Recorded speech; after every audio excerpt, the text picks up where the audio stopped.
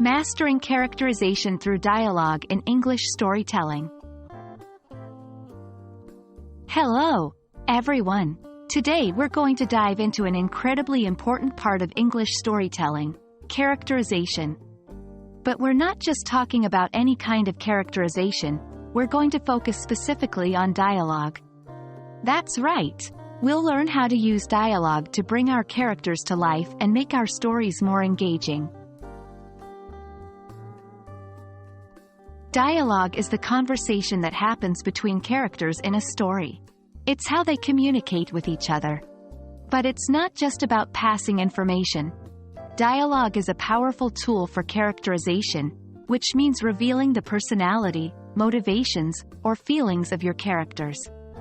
Good dialogue makes your characters more real and relatable, and it can also move the story forward. Dialogue can be used to show a character's personality in different ways. For example, word choice. A character's vocabulary can say a lot about them. A professor might use complex, academic language, while a teenager might use slang. Speech patterns. Does your character speak in short, clipped sentences, or do they ramble on? Do they have a particular catchphrase or habit, like ending sentences with, "you know"?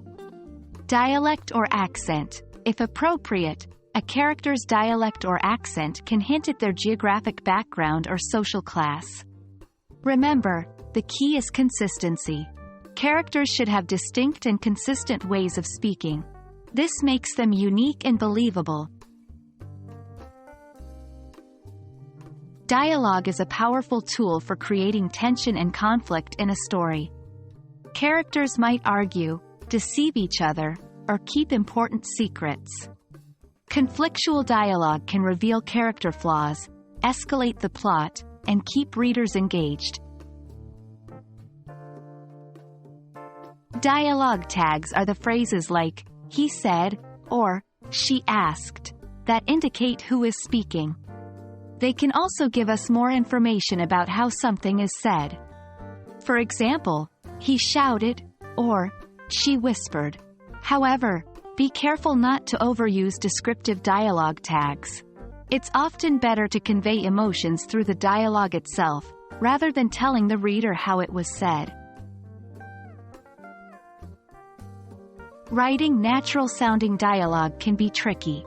A good tip is to read your dialogue out loud. If it sounds unnatural when spoken, it's probably worth revising.